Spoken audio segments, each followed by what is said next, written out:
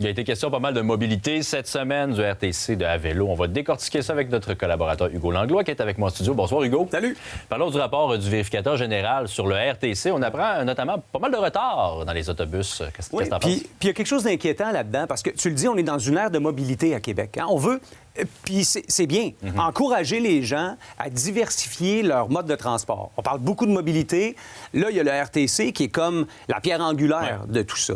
Cette semaine, vérificateur général qui sort pour dire, oui, comme tu l'as expliqué, un bus sur 5 qui n'est pas à l'heure. Mais il a dit plus que ça.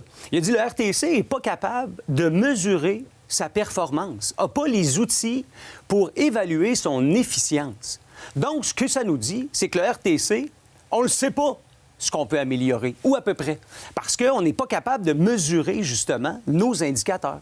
L'administration Marchand, par contre, a l'air plutôt satisfaite malgré tout. Ma grande surprise, Yannick Fauteux, qui, lui, est le président du RTC. Oui. C'est un conseiller municipal à qui on a confié le mandat. Il se fait poser la question. Mathieu Boivin, notre collègue, qui lui demande, êtes-vous gêné? Il répond, écoutez, nous, on trouve que les standards sont irréalistes. On va modifier les standards. La réponse, c'est pas ça. La réponse, c'est de dire, non, je suis pas content. Je veux que le RTC s'améliore. Je veux qu'on travaille sur des méthodes qui vont faire qu'on va servir les gens de meilleure façon. Puis en même temps, c'est lui qui répond. Puis c'est Mme Vallière-Roland parce que Bruno Marchand n'est pas là.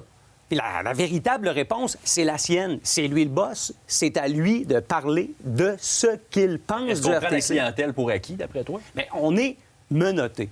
À Québec, on n'a pas le choix. On a un seul service, c'est celui-là. Alors, il faut absolument que ce service-là s'améliore. On va lui confier la gestion, en fait, les opérations du tramway. Je veux dire, on s'en va vers quelque chose d'encore plus compliqué. Puis déjà, ce qu'on a là, on a la difficulté à bien le gérer. Quand même, un gros succès, c'est celui d'à vélo. Ça, c'est indéniable. Il y en a partout. Le monde l'utilise. Plus de déplacements. Nécessairement, ça enlève des autos un peu. Là. Non, absolument. Ça, là-dessus, il faut être bien clair. C'est un service que les gens de Québec se sont appropriés. Alors ça, c'est bien.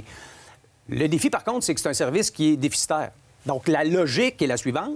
Plus on l'utilise, plus ça coûte cher à l'État. Bon, c'est pas normal qu'un service comme ça soit nécessairement rentable. On le sait que ça va être déficitaire.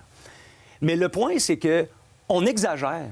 On est tellement pompeux qu'on se dit « Hey, ça va bien, fait qu'on pousse le bouchon. » Puis là, cette semaine, on nous disait 42 d'augmentation de l'achalandage. Les gens l'utilisent de plus en plus. C'est extraordinaire.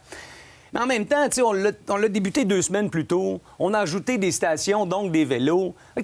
On joue avec les chiffres d'un service qui va quand même bien, mais juste être honnête, donner leur juste. Point. Merci Hugo. Plaisir. À la prochaine. Salut. Bonne soirée.